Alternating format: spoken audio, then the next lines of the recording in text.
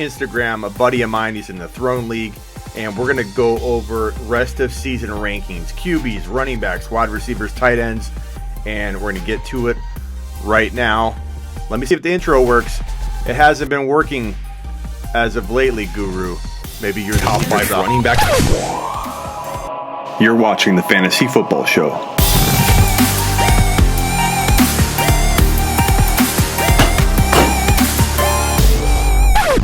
And it worked. I've been, for whatever reason, when I'm doing Skype interviews, it like crashes. So thanks everybody for joining. Gabe's in the house, Daryl's in the house, Nolan's in the house. That game is over. I'm watching it right now. Deshaun Watson being interviewed. We're going to be talking about that guy in just a few seconds here because we're going to be doing QB rankings. What we're going to do, first of all, let me introduce the guest. Fantasy Guru. What's up, Spencer? How's it going, Smitty? This guy is a really good Instagram account to follow on IG. If you are on IG and you want to, let me see if I can kill the music here. If you want to follow somebody, what would you say is your specialty on IG? Like if you had like a niche inside the fantasy football space? Oh yeah, I'd say my niche would probably be like diving deep. Like I feel like I'm pretty good like diving deep into stuff. Like I'm about to make a post on the evolution of QBs, like how the position is evolving more and more in favor of the athletic QBs. I feel like my niche is like being able to spot trends and go in depth with things that a lot of other accounts they'll touch on it, but I feel like my specialty is really being able to dive deep into stuff with fantasy football. Gotcha. So yeah, go follow him on Instagram. Okay, we're going to get right into it, and we'll answer questions as we go along the way. We're going to do a ranking show. We're going to go through each position. We're going to go do the top 15 rest of season from this moment moving forward. If we're drafting today, not including like what each player's done yet or already, but what they would do from this point forward. We kind of have a monkey wrench here in that we know what Deshaun Watson's already done. But let's rank them right now. If you're drafting today, Spencer, I'm going to go with the first QB here. I'm going to go. I know most are going to say Lamar Jackson. I waver on this one. I'm still going to say Pat Mahomes because, again, we're not counting anything that's happened. We're just saying from week 12 on. I'm going to go Pat Mahomes at the one spot for QBs moving forward. Who are you going number 2? There you go. Yeah, you stole Pat Mahomes from me. I was kind of hoping you'd take Lamar because this is going to be an unpopular opinion here. I'm passing on Lamar as well. I'm going to go with Russell Wilson as the number 2 quarterback. Russell Wilson. Wow. Okay. I feel Explain yourself, sir, before I make you take a lap. The stretch schedule, I feel like, is more favorable. Russell Wilson's. Lamar, as good as he's been, he's going to have to face a lot of tough defenses down the stretch. And I mean, both of these guys are must starts. I just feel like Russell Wilson is going to do slightly better here down the stretch. He's the one. If I had to pick one, he'd be the one I'd go with for my stretch run. It's arguable. It's nothing crazy. But I do think that Lamar would be. I was bouncing between Lamar and Mahomes. I wasn't even, to be honest with you, considering Wilson. Let me put our names attached to this so people know who's picking what. So Smitty, Guru, and then I'm going with Lamar, obviously, because I was contemplating him at 1. So I'm going to go Lamar at 3. So Who's your number 4? First of all, let me explain myself first. Sorry. So I went Lamar because I think it's pretty obvious. I think he is going to, like, if we're drafting today, him and Mahomes would both be in the late second round for me. And I know that I think you're a wait on a QB guy, right? Usually, yes. Yeah. Usually. And I'm okay with doing that too. I've argued that if you don't see both sides of that coin, like, hey, you can draft Lamar or Mahomes at the tail end of a second round, and then when everybody's drafting their QB in the 5th, 6th, and 7th round, you land a sleeper wide receiver or running back in similar fashion that they're, the same way they're trying to land their quarterback. It's a wash. It's like it depends on your style of drafting, like how good are you at landing a sleeper QB versus how good are you at landing a sleeper running back or wide receiver. The argument for waiting on a QB is that both Mahomes and Lamar were QBs that people waited on and landed. And I'm pretty good at doing that, so I play both approaches. I I do leagues where I can try and get the next Lamar and Mahomes was my top. He was my number one bold prediction heading into 2018. So I love the weight on a QB approach, but I also love, because I play so many leagues, I can afford to do different strategies. Lamar Jackson is late second round material heading into 2020, and if rest of season, I would take that guy in the second round without question. Who's your number 4? Wow, the high hopes for Lamar. I mean, I love Lamar. He's really good, but I don't think I could take him that high. But anyway, my number 4 is the man that lit it up tonight, and that's Deshaun Watson. Got to go with Deshaun at number 4. He hadn't been quite as consistent as I was hoping, but he's put up the numbers, man. He's put up the numbers most weeks. Every now and then he'll have kind of a down week, but for the most part, he's been very solid, very strong, and with points in the upper 20s, low 30s type deal. So he's a rock solid QB1, somebody I'd love to have for my stretch run. So he's my number 4. Okay, actually, let's go 10 deep at each position to keep the show moving fast, and I was going to go 15, but let's keep it at 10. So next for me would be between like Dak and probably A-Rod. You could even toss a Kyler Murray in there, Drew Brees. But I think I'm going to go A-Rod moving forward, and a lot of people are going to be like, whoa, he's been bad. Again, this is assuming that the past doesn't, matter. And I think that now that he has Adams back, he's going to be very efficient down the stretch, at least to the tune of a top 5 QB. Not saying he's number 1 or 2, but I'd have no problem taking him as the 5th QB moving forward if we're drafting today for weeks 12 through 16. Who is your number 6? Sounds good, man. Yeah, Rodgers, I mean, he is a solid QB1, but I'd have to go with at 6. I'm going to have to go with Dak, man. I'm going to have to go with Dak Prescott. I mean, he's been very consistent this year, and what I like about Dak is that with their offense rolling, they got Zeke, and he's able to run some. He's pretty athletic. He's one of those athletic quarterbacks that's really taken over here this season. So I'm going Dak. Christopher, Super Chat, thank you. Christopher wants to ask a question. O.J. Howard over Dwelly, and come on, Smitty, take a lap. For what? What do I need to take a lap for, Christopher? Because I didn't rank Lamar 1. I didn't rank Wilson 2. This man right here did. So if that's what you're telling me to take a lap for, I don't know. But I'd love to know what you're referencing. But who do you start, O.J. Howard or Dwelly? I mean, Kittle's supposed to be back, right? That's the word. I believe Kittle's going to play. If Kittle plays, then maybe Dwelly isn't as attractive. But still, O.J. Howard, I don't know. I probably roll with Dwelly. Who you rolling with? Yeah, that's O.J. Howard, man. He's in the doghouse right now. So yeah, I'd probably go Dwelly as well. Yeah. Okay.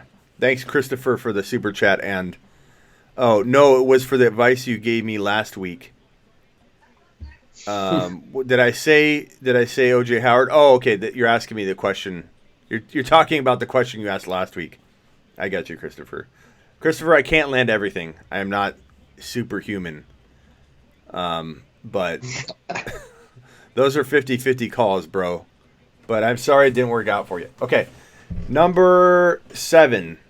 So we have A-Rod, then we have Dak. I'm going to go with... Oh, man. I either want to say Kyler or Drew Brees.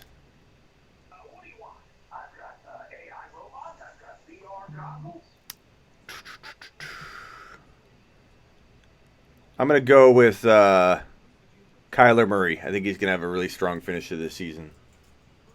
That's a good choice, man. That's who I was kind of debating with my next thing, and with my next is number 8, right? Yeah, number 8. All right, so number 8, and this will show there's no bias because I'm a Saints fan. I'm a big New Orleans Saints fan, but I'm gonna have to pass on Drew Brees here and go with Matt Ryan. Okay. Explain yourself. Ryan at number 8. I just love the consistency there, and with the 2 stud receivers, Julio, Ridley, I just feel like Matt Ryan's going to be a safe, consistent option here down the stretch. Yeah, I think he could have a decent week this week, and then that might revive some people's hopes in him. I went ahead and put Brees at 9 for me. I don't know that there's much explanation really needed other than I just think at this point we're getting to it comes down to weapons, and I think he has the weapons to deliver this kind of ranking with ease, even if he doesn't have the year that he's capable of having. So I'm going Breeze. I think he connects with Kamara, Mike Thomas a ton down the stretch. Who's number 10? I'm going with Carson Wentz, man. I'm going with Carson Wentz at 10. Love his schedule down the stretch. I know he's been in a slump lately, but got some good matchups on the horizon, so I have high hopes for him. Okay.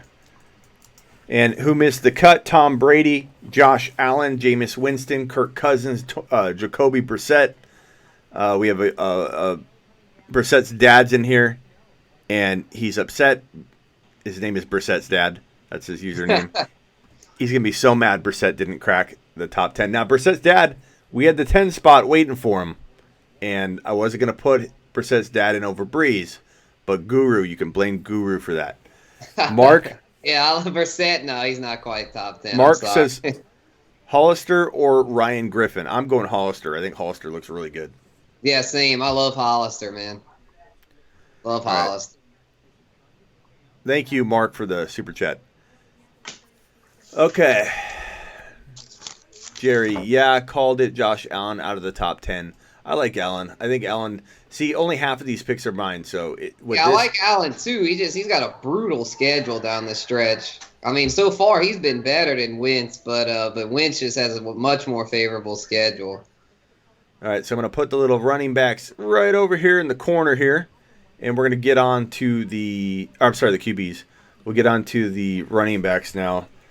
So we're going to go with running back 1. I'll let you start it off this time, Guru, and tell me. Man. I'm going with my boy, man. Run CMC, baby. Christian McCaffrey, man. Talk about a stud. I called this one, man. I was telling people before the season, go with CMC first overall. And boy, has he delivered. He has been incredible this season. I expect him to keep it up the rest of the way. CMC, number 1 running back.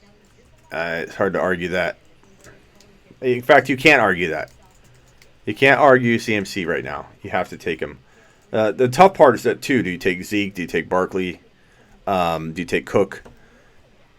Okay, so let me preface something.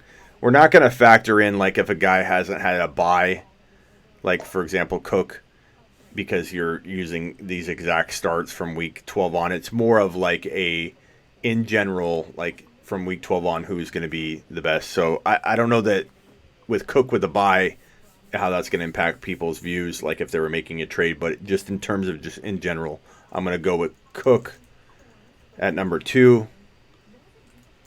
Just wanted to make that known. Okay, who's any comments on Cook, and then who do you have for number 3? Yeah, I mean, Cook. I can't argue with that, man. I'm going with Zeke here at number 3. I'm going with Zeke Elliott.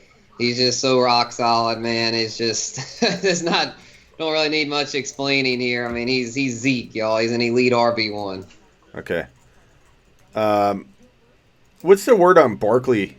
There's been some rumors about Barkley. You know, there's a point last week where people were talking about, he could get shut down, and then I never heard a single thing about it. What have you heard in terms of Barkley on like Newswires and on IG? What I've heard is that he doesn't want to be shut down. They've had rumors of that, but he says, I want to play the full season. So that's good that he's wanting to play. So if they do decide they want to shut him down, he's not going to go down without a fight. He's going to want to keep playing. Is that even, in your opinion, a real possibility he could get shut down? Oh, I wouldn't think, because, I mean, it's like, I don't really see the point in doing that. I mean, they could say, it could preserve his health long term, but I don't see we're missing like a few games. I don't know. To me, if I'm the Giants, I want to keep the offense intact for the rest of the way. See what Danny Dimes really has. Like, see what he's capable of here down the stretch. I wouldn't go pulling weapons off the field. I have Barkley number 4. Who are you going with number 5? Gotta go with Kamara, baby. Alvin Kamara. Yeah, it's hard to argue that. Yeah, he's back healthy now and doing his thing. So. Yep. I'm gonna go with. I think everyone knows who I'm gonna go with here, but let me just make sure I'm checking these off so I don't lose track as we go. Barkley, Cook, Kamara. Okay. someone could argue a few names here. Even Josh Jacobs could creep into this conversation for some people. Chris Carson.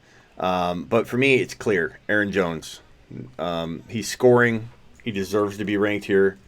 You could argue that he's injury prone, whatever. I don't care. Right now, we're talking about just the tail end of the season. We're not talking about 2020. We're talking about right now. And let's see here. Yeah, so number 6. So who are you going with 7, and do you agree with Aaron Jones at 6? Yeah, Jones is a solid choice there at 6. I'm going to go here at 7, Leonard Fournette. I know he's had a couple dud games past week or two, but I think he's going to bounce back in a big way. He's got some favorable matchups here coming up. He's the workhorse there. They love to pound the rock in Jacksonville. I'm going with Fournette at 7. Okay. 4 at 7. 8, I'm going to go Jacobs. I've always been afraid that he didn't have enough work in college and that he hit some kind of rookie wall, but they've kind of used him effectively and haven't, I think, wore him out. So I think he's going to escape a big-time rookie wall, but I think he's safe here. I think at this point you're talking about this is really the back end of the top 10 running backs, and he has the potential to be 5 to 10. So I like the ceiling value for him here. I think he's got a lot of risk baked into this value. I'm going Jacobs, number 8, and you are up at number 9. All right. Yeah, I love Jacobs, man. I had him 8th. I mean, I feel like he's the real deal at number 9 here. Going to go with Chris Carson, man. Got to go with Chris Carson. He's on a great offense. He's been super consistent. To me, he's shaking off all the doubters. I'm pretty sure me and you both were doubting him heading into this season. Yeah, but I was a little bit, for sure. Yeah, he's proven those doubters wrong, taking that workhorse role from Penny. And so, yeah, I'm going with him at 9. Oh, man. Who do I go? Oh, sorry. Carson. Okay. Who do I go here? Let's see. Guru. Okay, number 10. I could go. So my choices are between Chubb, Derrick Henry. What are you guys thinking in the chat? I like to see who you think as we go. Derrick Henry, Chubb. Chubb is like going to be, I think, a lot of people's favorite, but also a handful of people's like, what? Hunt's going to take over. Like we don't really know what that situation is going to look like, and I don't feel real comfortable with him. But at this point, like you're starting to get into the Lev Bells. Derrick Henry's decent. Melvin Gordon, pretty strong. Mark Ingram, I like a lot, but they have a 3-headed backfield there. Eckler is a receiver, but not a running back anymore, essentially. Yeah, Joe Mixon. It's tough. It looks like we got back healthy. He could be in play. Chubb for sure. Then Max says Hazelnut. Chubb. Henry. Looks like we're kind of split between Chubb and Henry in the chat. Chubb.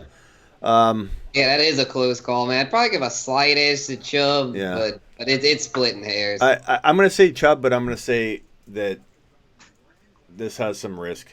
But, I mean, at this point, he's got the most upside. All right, so this rounds out our top 10 running backs rest of season. Again, this is not 2020.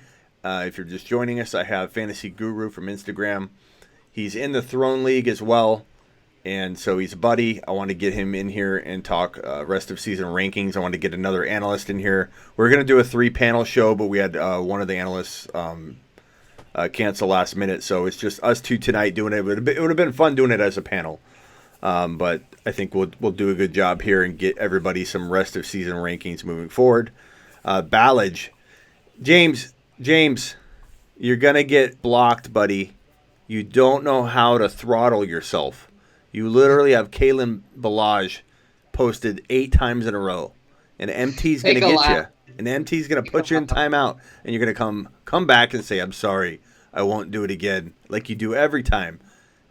Is MT in here? I don't remember when in the show, but Doobie says Seclan's a legend. What does Seclan do now, Doobie? Let me look. Sorry, Guru. I'm just kind of catch up here. Seclan says, are you serious? I've got to watch that back. When did they talk about it? Now what are you talking about? Now I need to know what you're talking about. Okay, Doobie says, Seclan, we missed you last night. Smitty and Russ were talking about snacks and Seclan on CBS Sports Radio. Okay, gotcha. Just want to catch up. Okay. So, recapping Christian McCaffrey. Sorry, Guru. Sometimes I'm talking to the chat and I know that leaves you sitting there, like you're a third wheel on a date. So Yeah. I apologize. I'm being a bad host.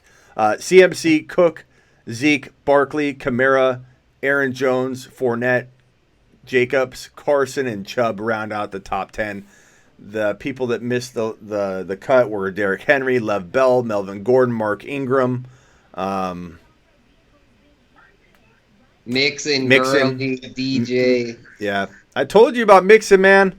Yeah. Not saying I've been right on everything. Obviously, He's been picking up here lately, but he's been picking up. He's not lived up to first round value by any means. Yeah, he's definitely been picking up because, and I said this once they made that QB change, that when you make a QB change into a lesser QB, and Dalton wasn't amazing, but probably a little bit better, that you're going to lean on the run. You're going to change up the dynamic of that offense, and that was a good thing because what was happening is Mixon was not involved.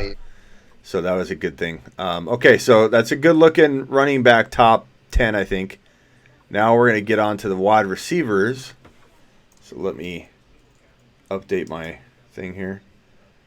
All right, number 1 wide receiver moving forward.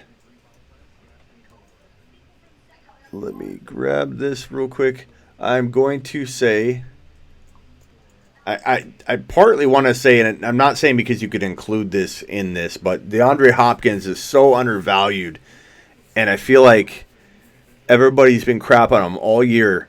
And as I tell people, this isn't fantasy baseball. Do you play fantasy baseball? I'll play, yeah. And how in fantasy baseball, I'm going with MT, but I'm just saying that Hopkins deserves to be talked about, and he's never talked about. But Mike Thomas is playing lights out, and I think he's a locked-in top guy. But in baseball, it's like what you're scoring is what you're scoring, and it doesn't change. You literally could draft without watching baseball. It's like your average. You're averaging something. That's who you are. You are a number in baseball.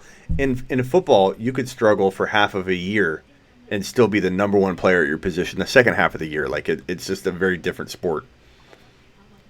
MT is number 1. Who you going with your pick?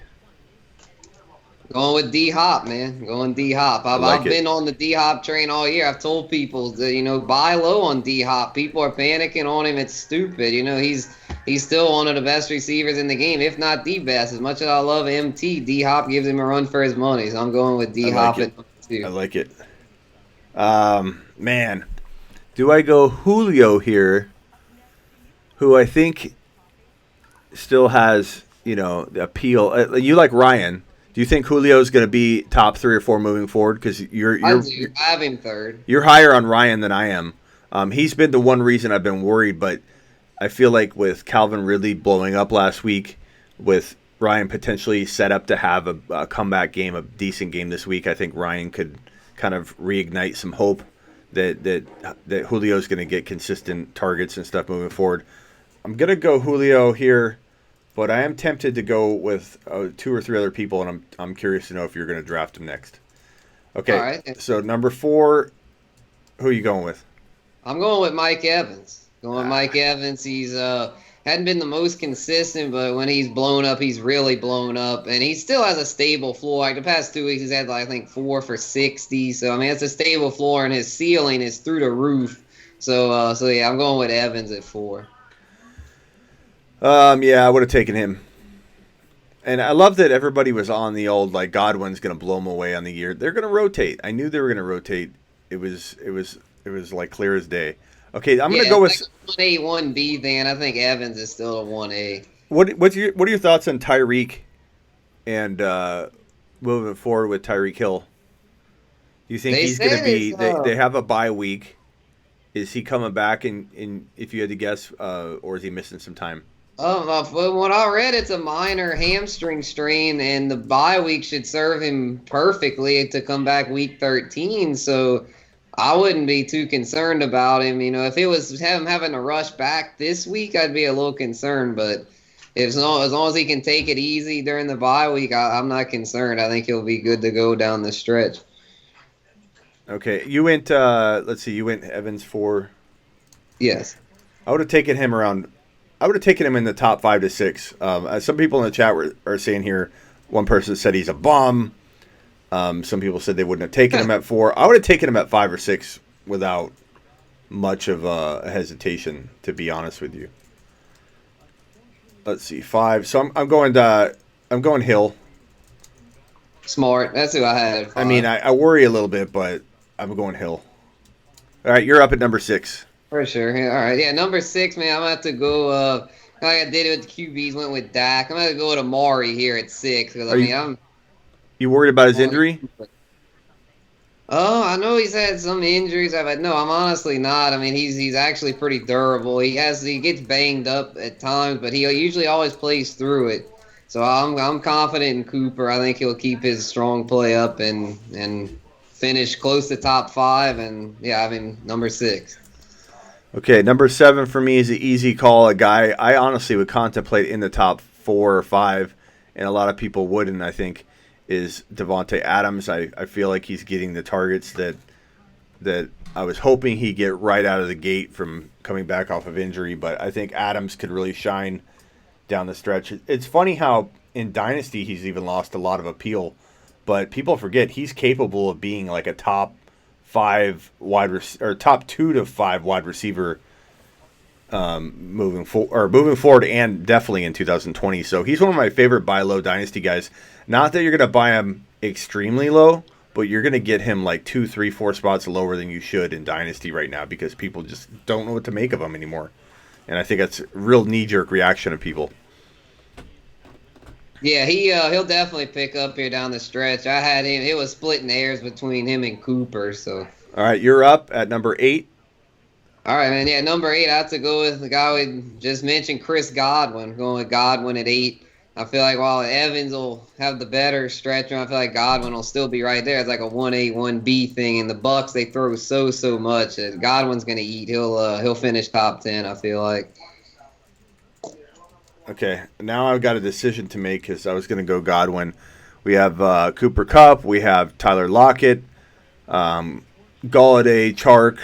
But I think it's between Kupp and Lockett for me. I want to put Lockett here. Guy I admittedly doubted more than I should have this year. I loved him heading into this season. That was one of the ones I got right. Yeah, he's been playing great. Who do you agree with that? And then who do you got at 10?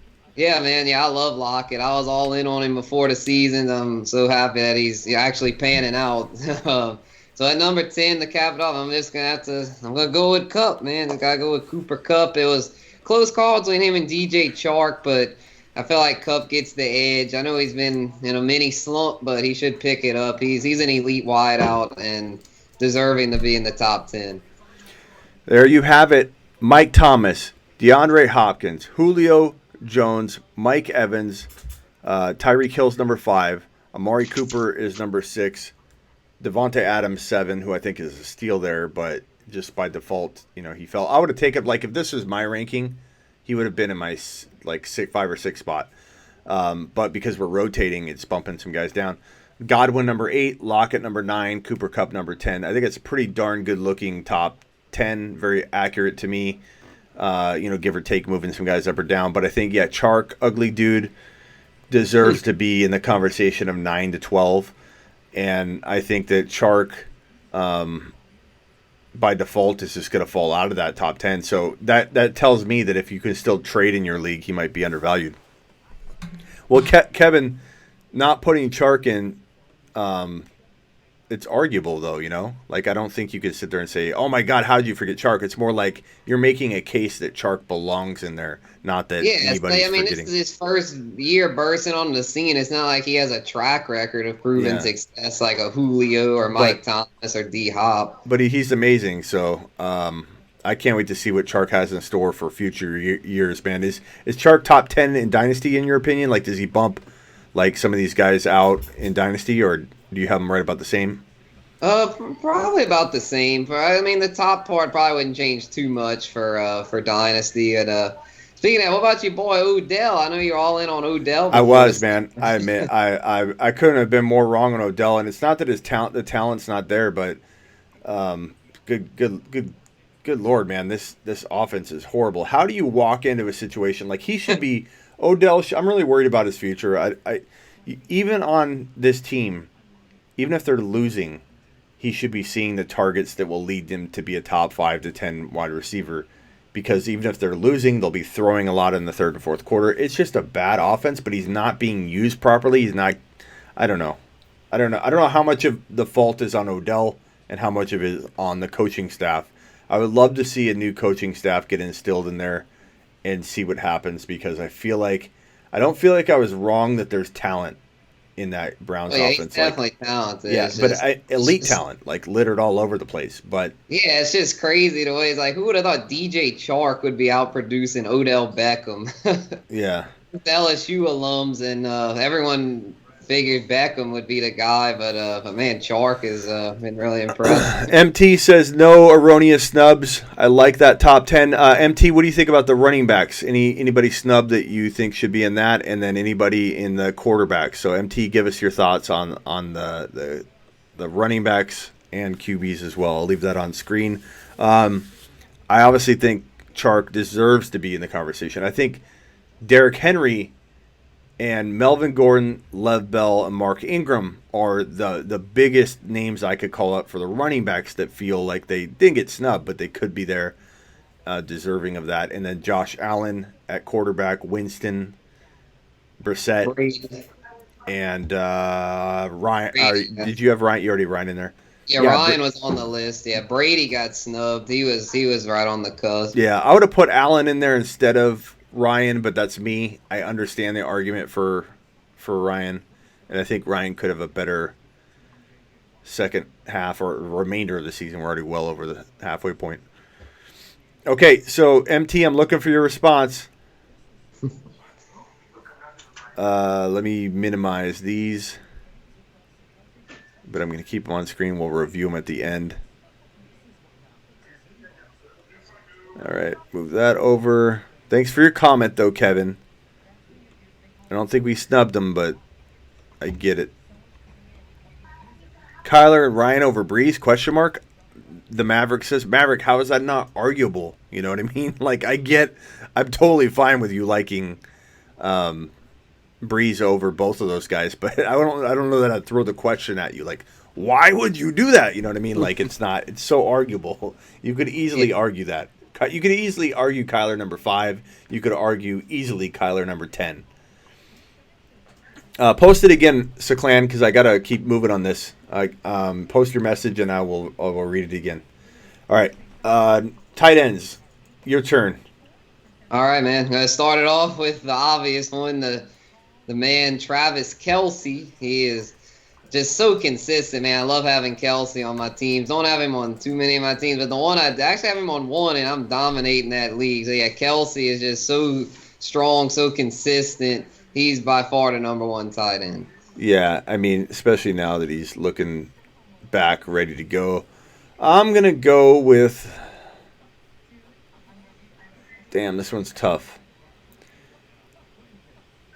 Again, this is moving forward, guys. Rest of the season from week 12 on. We're not really factoring in week 12. We kind of know what Watson and Hopkins did, and so it's kind of hard to like ignore that. But rest of season, I feel like Waller.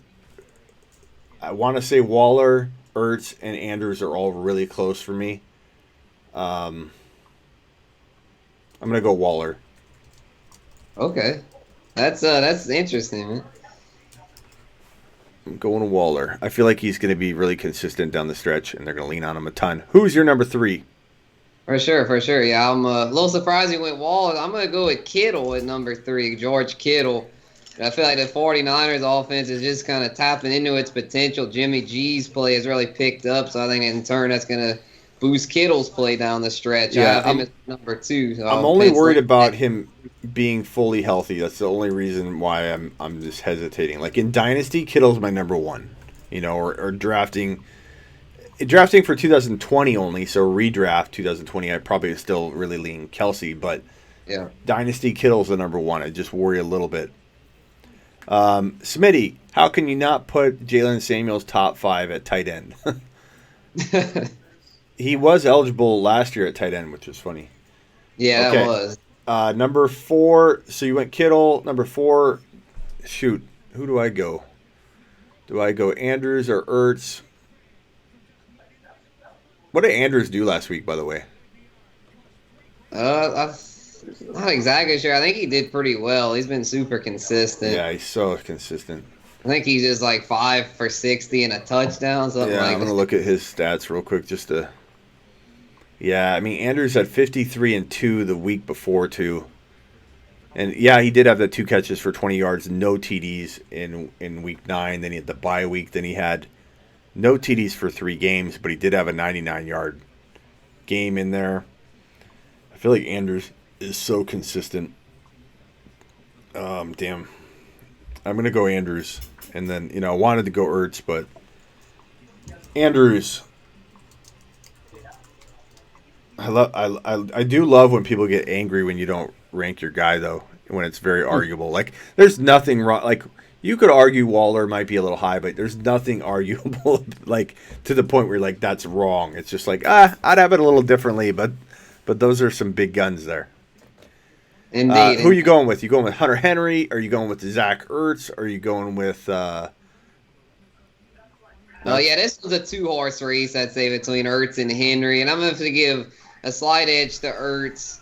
Like I had said with Carson Wentz, the Eagles have a really favorable stretch schedule, so I feel like in turn it's going to help Ertz, and he's picked up his play as of late. He got off to kind of a slow start this season, but the past 2 weeks he's done well, so I'm going with Zach Ertz at number 5. Okay, and I'm going with Henry at 6, so you're right back on the clock. Not much of an argument here other than, he is the last of the big 6 that are out there dominating. After that, I mean, you got Hooper. What's the status on Hooper coming back?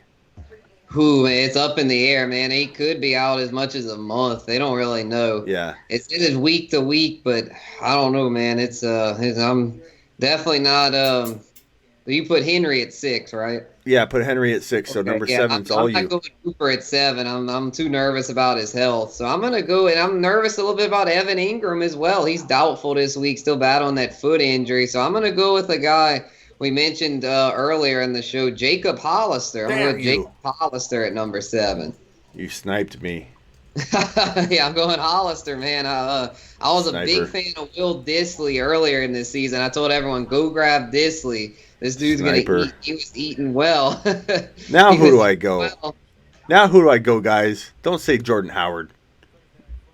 Take a lap. O.J. Howard. Take a lap. Or O.J. Howard, sorry. I just said Jordan. Yeah. Jordan Howard. Yeah, Ingram's tough to pass, but tough to rank there. Ebron. People say his name differently. I don't know. How do you... Smitty would have put Henry at 5, so I can't fault him. Well, I mean, Henry's 6, so it's pretty close. Hollister, I think, is a good pick there. I like Hollister. That's who I would have taken. What state is Fantasy Guru from? His accent is so amazing, says Seclan.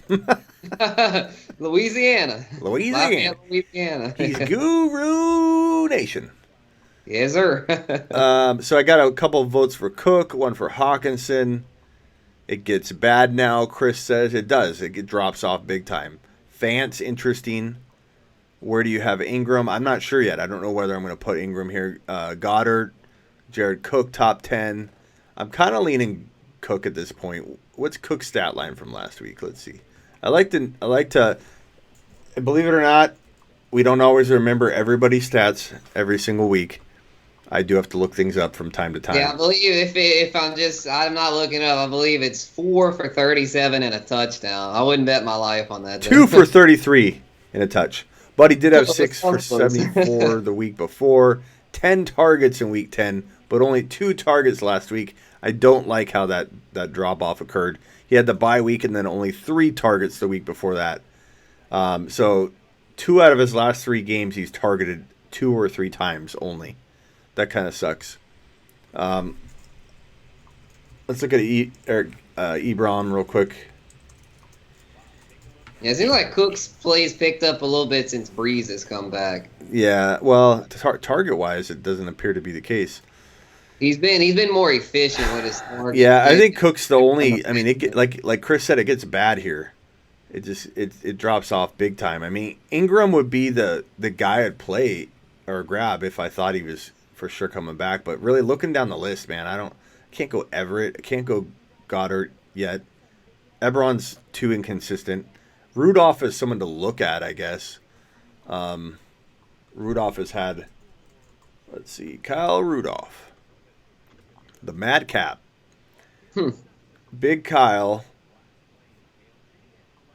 Big Kyle's had, wow, what a let's see, from week 7 on. So 1, 2, 3, 4, 5 weeks in a row. This is Kyle Rudolph's stat line. 5 for 58 and 1, 3 for 17, no TDs, 3 for 23 and 1, 4 for 14 yards, but 2 TDs, 5 for 67 and 1 TD. So he's got 4 TDs in 3 games. That's pretty darn consistent. So it's definitely something to think about. I feel like Cook feels safer, but Rudolph might be somebody that we plug in there. Let's see. I like that. I like the touchdowns. I'm going to go Rudolph. I feel like Rudolph and Cook, very, very similar. And Yeah, Rudolph and could be Greg available in some Olson's leagues. name should probably be in the mix as well. Who? Greg Olson. Yeah. He's in the mix, but at number 9 here, I'm gonna kind of roll the dice with Evan Ingram. I'm gonna go with Ingram at 9. Okay. Because I feel like his foot, it might keep him out this week, but they don't act like it's anything serious. So, assuming he comes back after this week, that means he'll play weeks 13 through 60, and that's still 4 good weeks of TE1 production. So I'm going with Ingram at 9. Okay, now I got to decide between Olsen, Goddard, Cook. Cooper still makes too. I mean, it's just a total wild card though at this point. I'm going to go Cook. So I think that's a solid tight end group. I mean, obviously Goddard missed the cut. Who else? Hawkinson missed the cut. Olsen missed it. Hawk. Austin Hooper, yeah. McDonald. Jack Doyle. But, like, these are all names that, like, as was it MT said, no erroneous people left off. It's arguable. Could Eric Ebron climb into the top 10? Sure. Could Goddard? Sure. Could Gerald Everett? Sure. Could Jack Everett, Doyle? I like Everett. Yeah, he was close on my list. Yeah. Olsen, you got a no to Olsen, yes to Olsen. I mean, people are all over the board. So I think it's a pretty good looking. Let me put everything up. So we got. Let me put all the different rankings on the screen here. I'll make tight ends a little smaller because I got to fit the more important positions on screen. Not that tight end's not important, but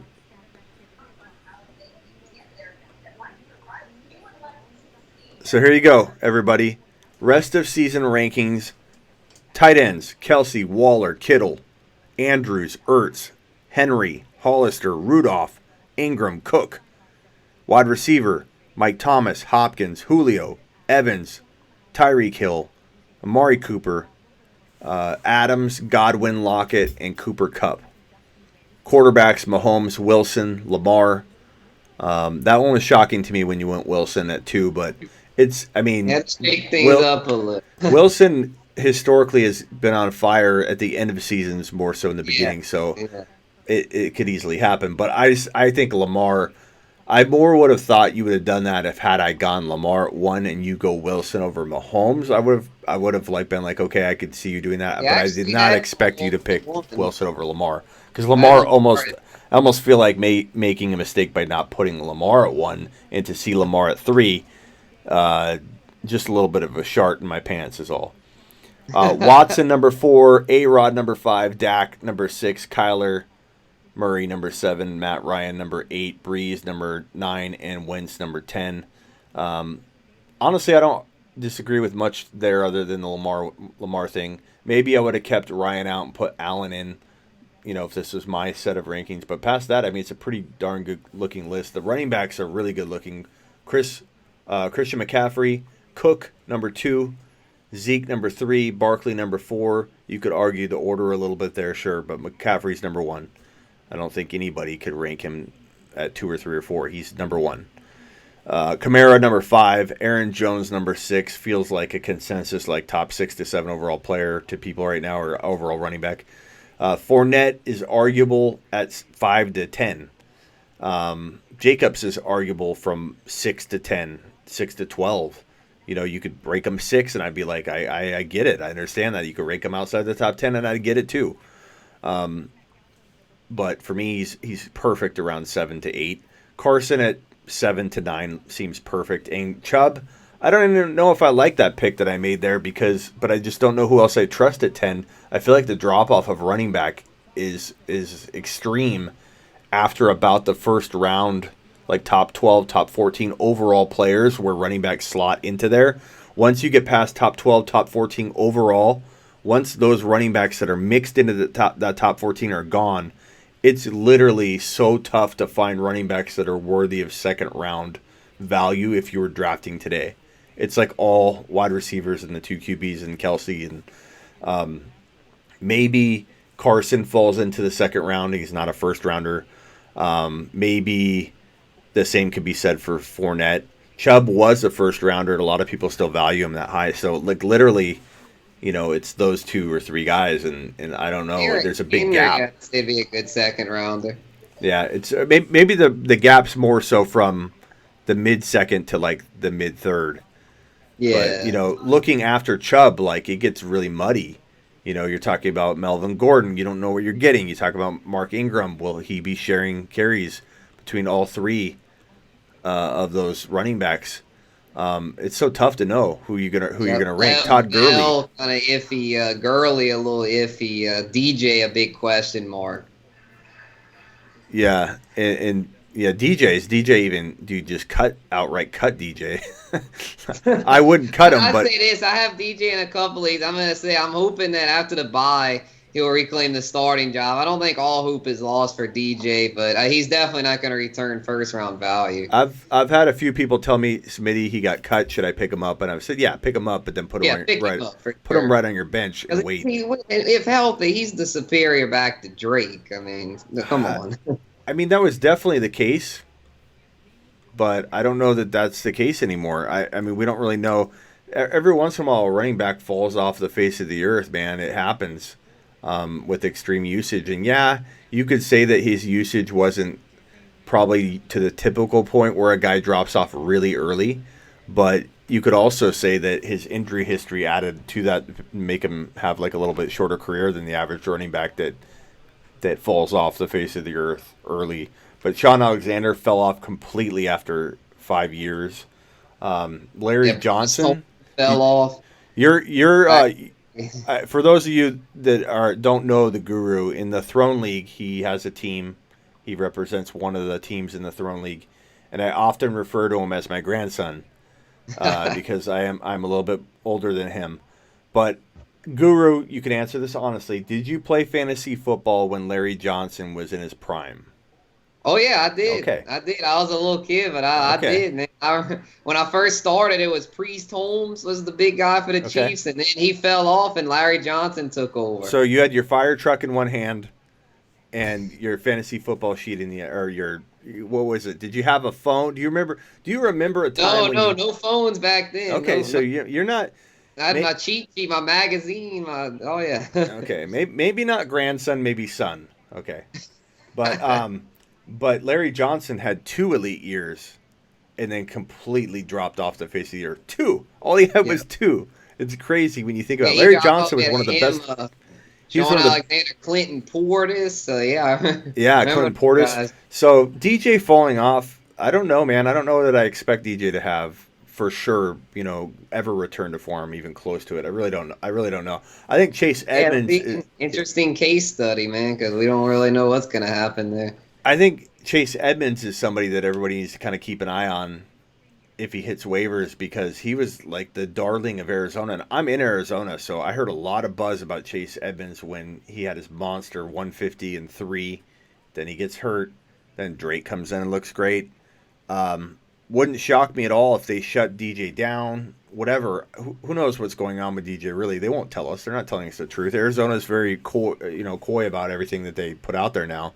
Well, ever since Kingsbury got exposed for saying he liked Kyler Murray, he's been very coy ever since then. Yeah, he's been Kingsburying the fantasy football news and all the actual NFL news. But I think Edmonds, and if it was just Edmonds and Drake, Drake would probably be the guy I would think lean on immediately or do some kind of sharing situation, but it wouldn't surprise me if Edmonds reclaimed the excitement that everybody had for him. But who knows? What's your first ever fantasy football draft pick? Doobie, I've talked about this before, and I'm not ashamed to admit that I didn't know what I was doing back in 1990. I don't know, 2 or 1 or 2 or 3. I think it was 1992. I took Troy Aikman in the first round of my first ever fantasy football draft and got laughed at. It was the first exposure I had to not only the NFL. I watched, I guess, the NFL, but I didn't follow it closely. It was in 1990, I think, 2, and I drafted Troy Aikman. And then we all drafted our teams, and then we simulated the teams on Tecmo Bowl on Nintendo because it was too early for the season to start. So we all put $5 in. The teams we drafted, we actually, with a pen and paper, because you didn't have computers back then, we simulated week 1. No one played it. We just simulated it on Tecmo Bowl. And then we added up all of our stats and figured out who won week 1. And we gave each other a win or a loss. And we faced each other. It took us all day. But we simulated a whole season, all 16 weeks. Actually, we played week 17 back then. So we simulated all 17 weeks. And then whoever had the most fantasy scoring. And we'd set our lineups and everything. It was like Dungeons and Dragons, but for fantasy football. And so I remember we'd throw our $5 in, and then whoever won the season by the end of the day, it'd be like 4 or 5 o'clock, and we'd be done simulating all the weeks. And that's how I played fantasy football growing up. That's how I got into it. And I started in the business in 2003/4 is when I started doing it as an analyst. But for sure, yeah, I remember my first fantasy pick was Peyton Manning back in 2005. I had first overall pick, and he was coming off his MVP campaign in 2004. I'm going with Peyton. Went with Peyton Manning first overall. Yeah. What was your worst pick ever? Worst pick ever? Shoot. I don't know, man. Honestly, man, this year taking Mixon first round was pretty bad. It really sunk me in a lot of leagues, especially our Throne League. That one. Maybe not my worst pick, but it's definitely the one that's stinging me the most right now. Mixing it up. I think it was a 5th overall or 7th overall in the Throne League. That's wasn't a smart decision. James's first pick was Aaron Hernandez. James, you're doing it again. MT hit him. James, take a lap. James posted. I even read his question. I even read the question for him. And then he posted it 1, 2, 3, 4, 5, 6 times in a row after his first post. 7 of his same line in a row in the chat. And then MT hits him. Don't ban him, MT, but hit him with a little timeout. Timeout poo. Stick him in timeout. Now that I'm thinking about it, probably I'll have my worst pick and my boldest pick. I think both of these came in like 07 or 08. My worst pick was that running back for the Cowboys, Felix Jones. I remember they were hyping him up, saying this guy's going to be the next big thing, it'll be the best running back Dallas has had since Emmett type thing. He was going to be really good, and boy, did he flop. I took him in like the 2nd or 3rd round. Everyone laughed at me and they ended up being right. And the boldest pick I ever did back then, 07, was Randy Moss. I took Randy Moss in like the 2nd round, and he was coming off that abysmal season with Oakland. They're like, "You sure you want that pick?" Like my dad was like, "You sure you want Randy Moss?" I was like, "Yeah, I want Randy Moss." And then he goes and has that huge season with New England in 07. Doobie says James has been in timeout half of the show, at least half of the show. MT, is he in timeout right now? I just don't know. It's like he's a little kid, though, because, like, we warn him, you're going to go in timeout the moment you post 4 times in a row. puts him in timeout. He comes back. He goes, I won't do it again. I won't do it again. Then he can't help it. It's like I picture him just sitting there with Mountain Dews, and he's just like, Smitty's got to answer my question. It's crazy. My best pick and worst pick. I'd have to say my best pick ever. It's probably a tie between.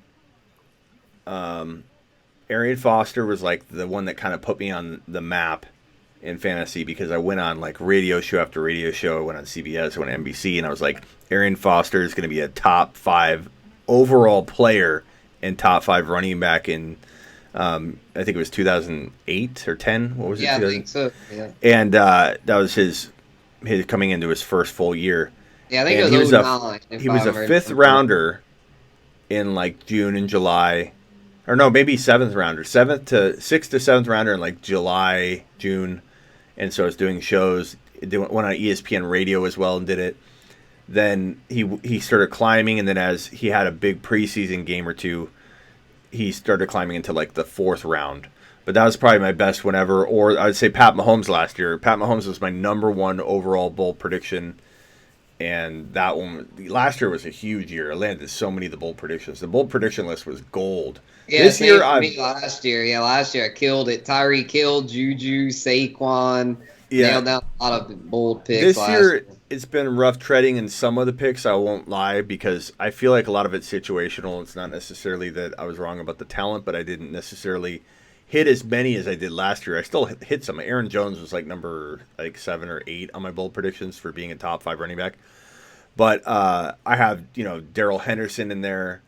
I have N'Keal Harry not doing a ton this year, but I said in my bold prediction that by the end of this year, and we still have time. And N'Keal Harry with Sanu out, N'Keal Harry gets to get showcased right now. We're going to see what N'Keal Harry has in store. Yeah, and then good news for Harry, the latest report saying that the Patriots have no interest in bringing AB back. So that's good news for Harry. Yeah, I think Harry. One thing I told people back in the offseason, this is my bold prediction, but it's a dynasty one, so it can't be measured yet. You can't measure it after 1 year of being hurt. I think that he'll be a top 5 wide receiver in fantasy eventually. It could take a little bit longer than I anticipated given the time off, but maybe it doesn't. Maybe he speeds along quickly.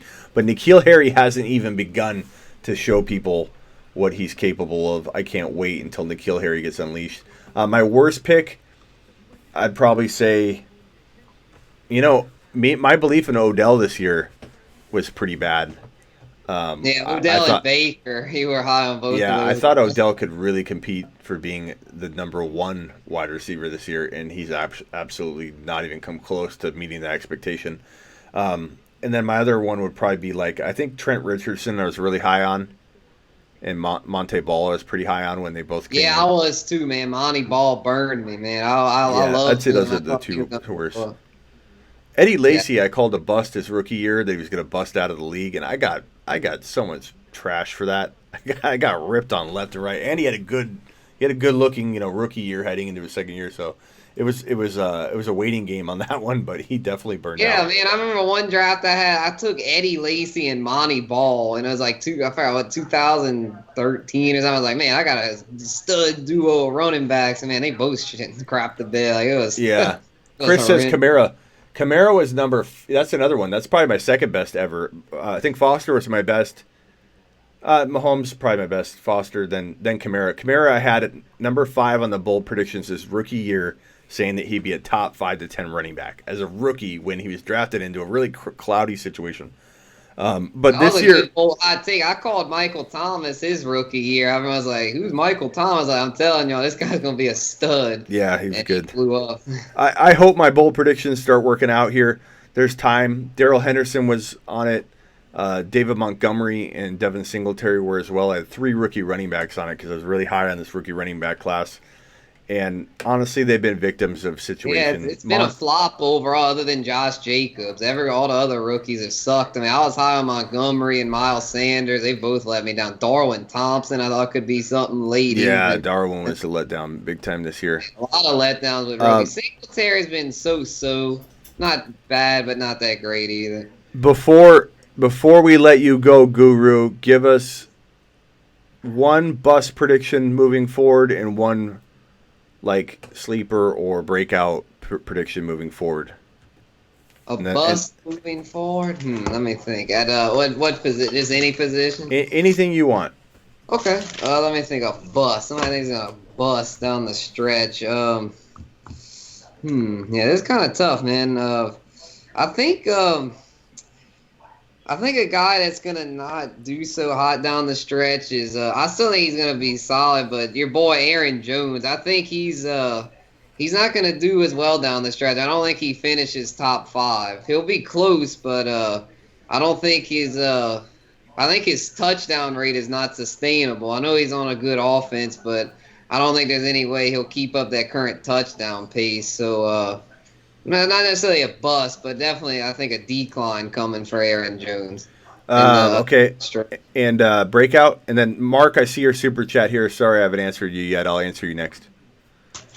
All right, man. Yeah, breakout. I think, well, it might be nuts.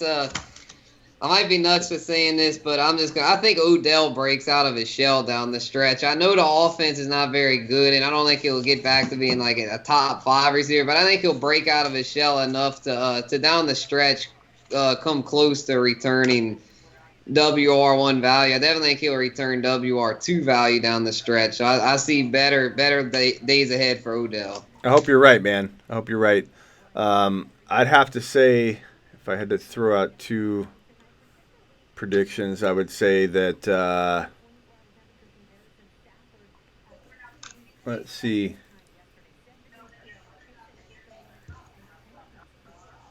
I'm gonna say Adams returns to his top 5 wide receiver, top 3. We'll say top 3 wide receiver form down the stretch. I think Adams will have a really, really damn good finish. Yeah, I do too. I think he'll take a lot of those touchdowns from Aaron Jones. I think a lot of those will be going to him. And if I had to say something bad is going to happen, I'm going to say either Nick Chubb or Fournette. One of those two, I have a feeling.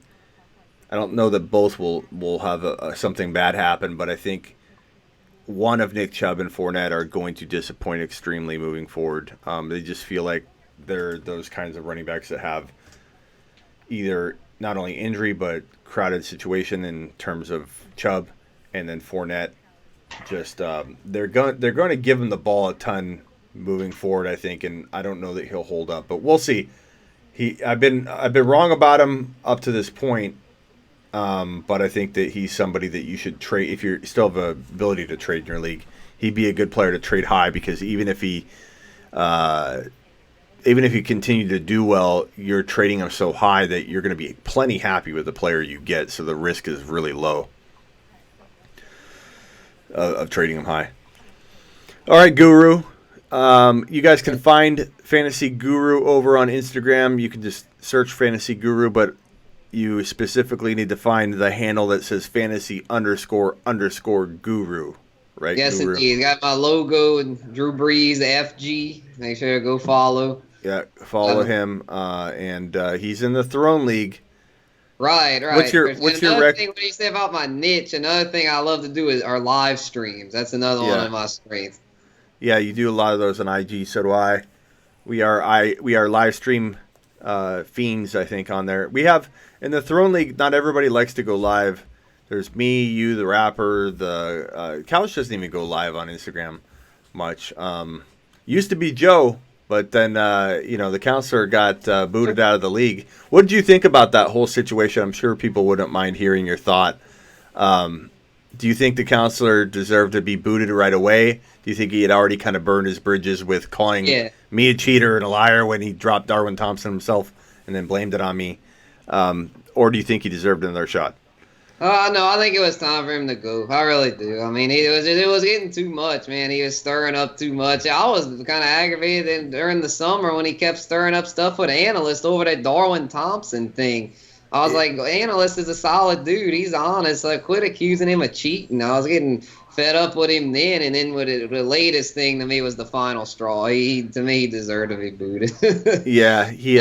I'm not afraid to say it if he wants to take that up with me. I'd be more than willing to talk to him about it. I don't feel like he ran himself professionally. I really don't. I don't. Yeah, and I would go live with anybody, dude. I don't care if it's my worst enemy. Not that I have a lot of enemies. It's weird because I get along with pretty much everybody. I'm a pretty mellow dude. I'm pretty easygoing. The only time I ever don't get along with somebody if they're like an overpowering personality like Joe's, where he starts accusing you of things and starts being like irrational and like ridiculously asking for this and that. And when he first, joined, and he didn't even promote the league that much. At first he did, and then he drafted David Johnson #1. And then I created that promo video, which you loved. He's like, dude, this is the best video ever. And he posted it. And then everyone's like, you took DJ #1, like in the comments over and over. And then he took the video down. And like ever since then, he didn't post or promote the league a lot. And that's what it's about. Getting all of us together, getting our followers together. And after he had kind of stopped even engaging in the league at all, and he started blocking everybody, it was like I had no choice but to kick him out, because it's like, you block 1/4 of the league, including your commissioner. You're obviously not committed to spreading the Instagram love. No, not at all. It's all about him. He thinks he's a one-man show, and I don't know, man. I feel like it's better to do things as a community. I mean, you want to grow your own brand, obviously, but it's always great to have people on your side. Definitely don't want to be a one-man band out there. Yeah. All right, man. Well, I appreciate you coming on, and let's do it again soon, and then let's go live on Instagram soon, too. For sure, man. For sure. Appreciate you having me. Go see him. Fantasy Guru on Instagram. He's good people, and I think we did some good rankings. I'll put some of this on IG and send you some.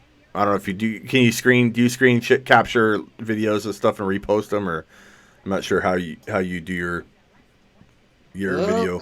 I'm not too up on that, but I can look into it. So yeah, feel free to send them to me, and I'll try my best to get them up. Yeah, I'll send them to you. I think I can send you a bigger file on Skype here, so I'm going to send you a couple of the clips, and you can post them or whatever. But thank you, Guru. We'll see you later, my friend. No problem, Smitty. Have a good one, man. Bye. That is the Guru. He's good people. Go give him a follow. Okay, Mark, I'm sorry I've ignored your super chats here. Mark, you think Lockett could be on a snap count? He could be, Mark, or a little early in the week. I mean, not that early, but I think Saturday night on the show with Dr. Raj, we should have a better idea what's up with that. From Mark, Lockett or Debo or McLaurin, just saying worried about Lockett. Okay, I go Lockett, man. If Lockett's playing, I'm playing Lockett. I'm not playing around with that.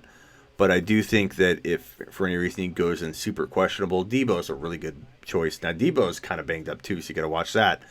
And then you could be left with McLaurin only. That might be your only choice, Mark. But Mark, thank you so much for all of the super chats all the time. Mark needs to be on the Hall of Fame board. I need to create a Hall of Fame board or a graphic or something. I could put it in the corner. Umberger, Mark with the super. Thank you, Mark.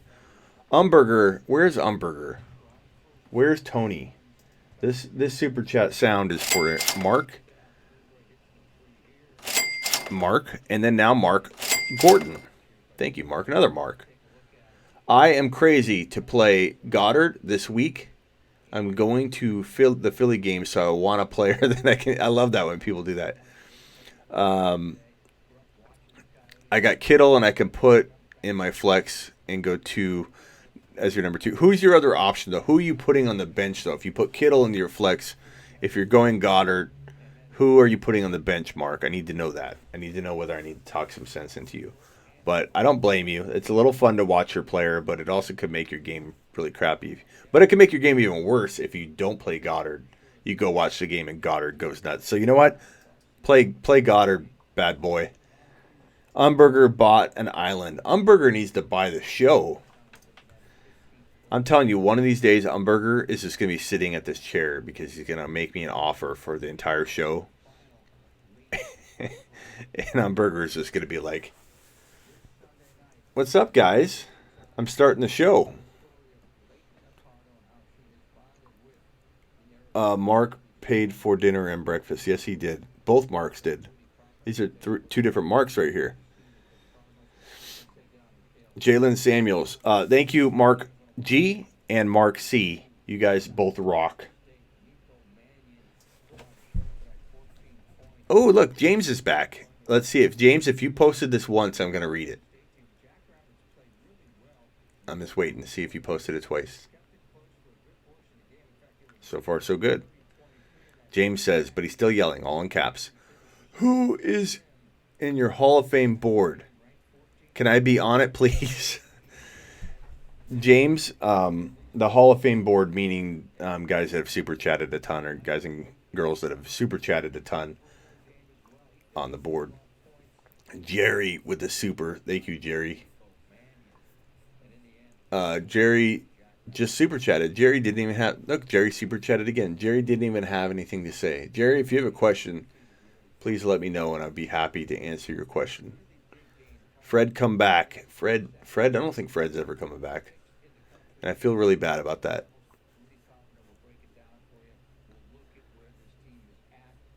Late night specials with Smitty are always my favorite. Untold Truth. Thank you, Untold.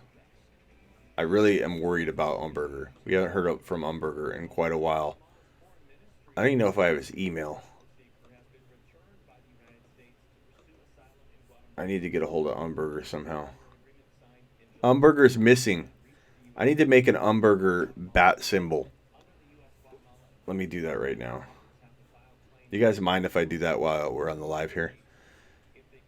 You have to pay your way onto that board, says Computer Bob. Not necessarily like even the people that are just dedicated and doing it often. It doesn't necessarily come down to money, but I do feel like people that are help keeping the lights on deserve to get some,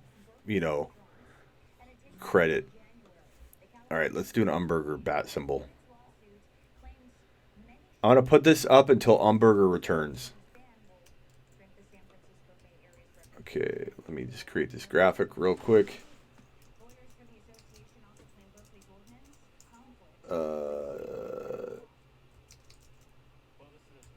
All right.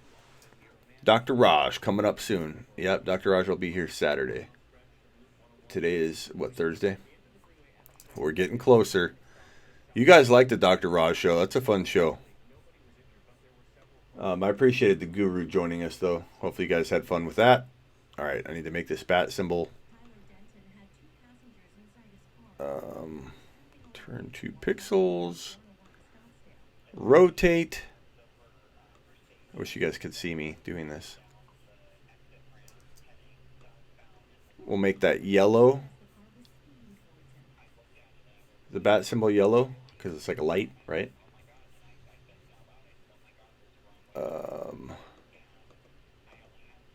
Color.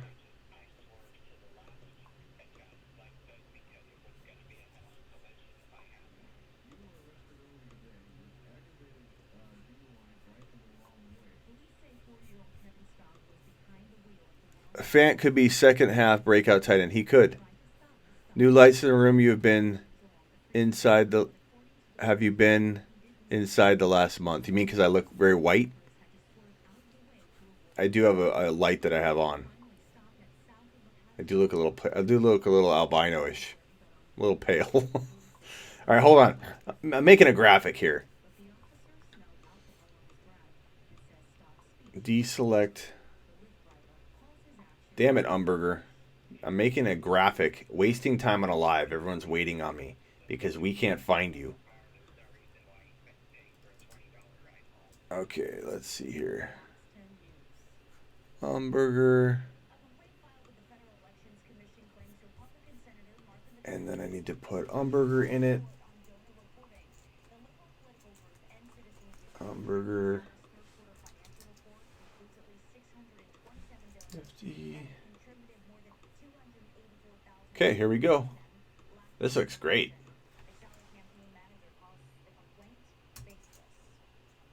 This looks fantastic. Did I spell it right? I didn't spell it right. It's Umberger. Umberger. Am I spelling Umberger right? Is it, how does he spell it? Is it UMBERGER?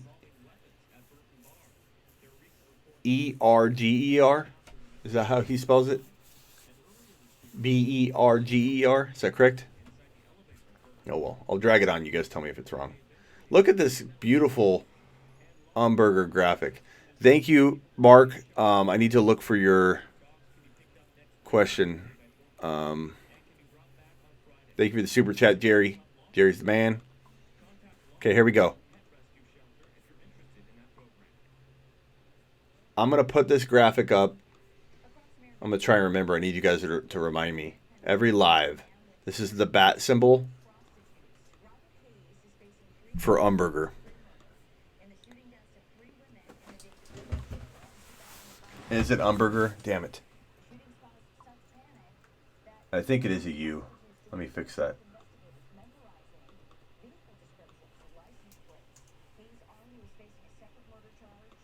I think you're right. And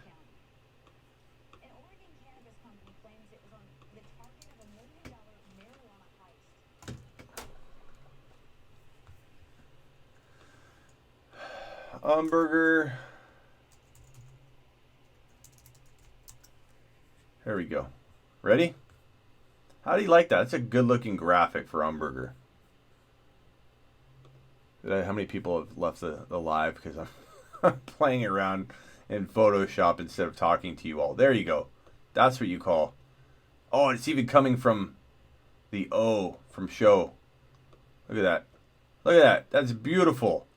The O in show is shining the light up into the sky, calling Umberger. Umberger, we're calling for you until you return to the show. Very disappointed that we haven't seen you. Jerry, thoughts on Devontae Parker rest of season? I think Devontae Parker is a pretty darn good wide receiver 3/4 at this point. The targets are there, but he's a very disappointing person that can vanish from time to time. It happens. We'll just leave it as that, Umberger. I'm pretty sure it's a U. Thank you, Jerry, for the super chat. But definitely a good 3/4 wide receiver, no question about it. With the U from Sleeper U, haha. I like that how the O... We're keeping this graphic up. This is the Umberger graphic. We're shining it until Umberger returns. Maybe we do it at the end of each show, like as a call out. Smitty, give a series equal to Banshee I should watch next. I think I've already told you can get a free 7-day HBO trial. And so it won't cost you a dime, and you should be able to blow through in 7 days the entire series. But Succession on HBO, so unbelievable. It's different than it's not like as action packed as Banshee. It's more of like a business. It's about and you got to give it a chance. Like I turned it off after the first 15 minutes the first time. Then I gave it another try. I was hooked, man. I've been sad. I've been legitimately sad since Succession, since I blew through the 2 seasons, and now I'm waiting for season 3 to air on HBO, and it's gonna air one episode per week when it returns to HBO. I was marathoning it, and it's freaking depressing that I don't have Succession left. So go watch Succession. Doobie, have you seen Spartacus? Am I watching Mandalorian? Yes, I am, Jerry. It's pretty good. Not bad so far. Computer Bob, Smitty, are you serious about Umberger? What do you mean? Am I going to put the graphic up? Absolutely. We don't know where he is. He's missing.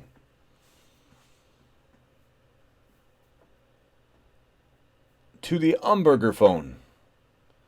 I love how the O in show is shining the light up. That's perfect. Worried about Odell this week? Not worried. I mean, no more than I've been. That show is the shit, Smitty. Thanks for that one. Which one, Rico? Succession? Rico, were you the one I told you to watch and that I would be right and you come back and tell me? Or is that the one? Is that the conversation? I already forget. Mad Men, best show I've ever seen, says Ball is Life. I like Mad Men. I wouldn't call it the best show ever, but I think it's a damn good show. I have spoken, Ugly Dude says. That's from Mandalorian. That's what I should say on here. Once I'm done giving advice, I've spoken. Have you ever played in a Teen League? No. Describe it to me, Lucas. Maybe I have, and it's called something different. After today, sell Umberger space to ads. Chris, look how old school Chris is. Watch Lost. Is Lost even in widescreen? That's old, dude. Plot twist: Umberger changed his name to James Devlin and and dedicated his life to trolling you now. Umberger wouldn't waste his time. Any thoughts on Cup this week versus Baltimore? I start him. I mean, he's a low-end wide receiver one with high-end wide receiver one upside. Remember the first ever show I watched of Smitty's, and he mentioned the bat phone, and I knew I'd love Smitty. The bat phone. Oh, I think that was Russ, right? When I was calling Russ. But Doobie, did you answer my question? Have you seen Spartacus? Oh, you said no, dude. Man, Doobie, you got to watch that. But Succession is damn good. Spartacus is unreal. Spartacus is like, I don't know how to describe that show. Lost was a great show, though. Computer Bob said, yeah, it's old, but great. Spartacus is like, if you haven't seen Spartacus, it's freaking different than anything you've ever seen. It's very, very different. But, man, that's a freaking good show. If you like Gladiator at all, you're going to like Spartacus because it has a very similar theme. But, man, Doobie, you need to put Spartacus on your list. You need to put Succession on your list. You need to put Ray Donovan on your list in HBO, or Showtime will have a free trial as well. But Rico says, yeah, you recommended Succession and said I would be hooked. You were right. Yeah, Succession's great.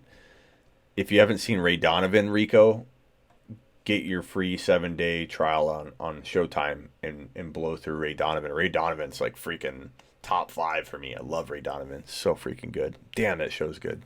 And Ray Donovan's back. It's back, baby. It's on every Sunday night. And episode 1 of season 7, I believe, is on. Currently rewatching The Sopranos. I love The Sopranos. What other shows?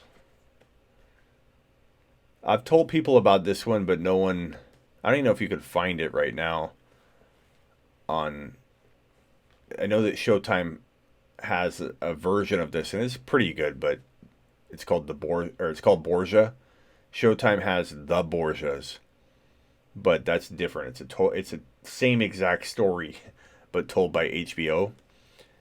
The Borgias, and it was canceled. Showtime cancels everything, but Showtime canceled it. They only did 2 seasons, but Borgia, so The Borgias, plural, is on Showtime. Borgia, one word. There's no the in front of it. There's no S at the end. It's just called Borgia. That was on Netflix. I don't know where you can find it now, because when you search for it, it'll only show The Borgias from Showtime. But Borgia, one word, no S. It's singular, no the in front, just one word. Is one of the coolest shows. Like, I'd have to say, well, it's not in my top 2 or 3. It's in my top 5 to 10 all-time shows ever. But it was the one show that I was probably more like addicted to finishing than any show I've ever watched. Rico, so if you want another one, watch Borgia. Now, what Borgia is about, it's about the Pope, but I know that's going to sound like boring to you. But the Borgia Pope was the original crime family in history. So you have the Corleones and the Godfather and that whole story. Well, people don't realize the Borgia Pope was corrupt. His children were even more corrupt than him. They did all kinds of unbelievably crazy things. And to watch this guy become Pope and all the corruption that happens, it's the coolest show. It's very slow moving. I believe I quit watching that one at first, and it took me 3 episodes and like 3 attempts to get into it. But once I got into it, there's a character, Cesare Borgia, who's the son of the Pope, who is the best developed character I've ever seen on TV or in movies. Cesare Borgia. There's no more dynamically complicated, amazingly interesting character ever in the history of TV than Cesare Borgia in the TV show Borgia. Yeah, you did, Doobie. You got me on the TV. All right, guys. I used to have a TV site, by the way, or a TV show site, and I had to give it up because I have too much football going on. But it was on the side of football, so I had like them linked together. So you went to sleeperu.com, and at the bottom it showed the movie site, and I really loved it. It's like a passion of mine. Someday I get back to it. I like writing.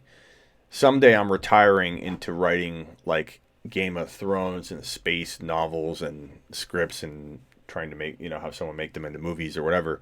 But that's what I'm going to retire into someday. And I'm going to need all of you to follow me and buy my book. My goal is to produce a novel. Either it's going to be like a kind of like a Game of Thrones / Gladiator / something novel. I hope to have written within 1 calendar year from like around today. So if that comes out, I'm going to need all your support to buy that novel and make that a bestseller on Amazon. Who's in? Who's with me? Umberger? Are you with me? So look for that. Get ready for that, because that's definitely one of my passions. Guillotine League is where every week the person with the least points is, it's like Elimination League. I've heard of those. And everybody's players go to waivers. I've heard of that, Lucas, and that's pretty cool. I think that will gain momentum to where it'll be played at an industry type level. When is the next Muscle Up video? I need to try and do that tomorrow. I need to try and try one tomorrow at a park or whatever. So I'm going to try and film that. Daryl is in. Amazon as put writers out of business. Well, not me, Computer Bob. I'm going to try and make it big on Amazon with that. Have a dual career in writing on sleeperu.com and the videos that the video journey we're all on together, but then also with the books. I've written a lot in my day. Writing is definitely something that I've done to a degree that not a lot of people have, because I'm producing, in some cases like thousands of articles a year on sleeperu.com or through article posts or whatever. So one thing I can definitely do is write. So someday I'm retiring into that, and I need your help, you guys. So if I do ever leave the fantasy industry, which will be a long time from now, but if I ever do leave the fantasy industry, that's where I will linger in the public view. So we'll be able to stay in contact that day that I do retire and I'm old and crusty. And this pimp cane that I have right here turns into a walker. You will find me on Amazon, and I'll do some lives to talk about movies. What about if all your Sleeper U members get one bold prediction next year and see if any of your viewers hit one? That'd be a lot of people. Passed on picking up Williams too because I thought Wilkins was going to be back. It was hard to know, man. It was really hard to know. I got a lot of should I start Williams questions, and not every case did I say it made the most sense, because we just didn't know what we were going to see. We saw Ty Johnson emerge as the big pickup, and even I fell victim to picking him up thinking he was going to get a shot, and he didn't. So we didn't know if Williams was for sure going to. Hit me with it. Hit me with it. Thumbs up the video, says Doobie. Doobie would be right. Great show. Thank you, Doobie. Washington or Cobb? I go Washington this week, but dude, I don't know. That's so close. You got my support, bro. Thank you, Rico. I'm in, says Daryl. All right. Next question. The finest pimp cane in the land. I'm gonna make some of those for you guys. Give one away. Customize. Maybe customize pimp cane. You guys tell me what you want on it. Start customizing them. Full or rest of season. I mean, for as long as he's healthy. I would say rest of health. Rest of healthy games. Not even rest of season, because can he stay healthy? Top 3 rookies rankings for 2020. I'm doing a show on that. Dr. Raj and I are going to talk about rookies on Saturday, so Ball is life. Wait for it Saturday. I left Williams off my starting after wasting my waiver on him. Grrr, says Computer Bob. You're not alone, dude. You're not alone. Did I miss any super chats? I hope I didn't. Nope, I think I'm good. I'm caught up. Picked up Pollard. Nice work. Ridley this week.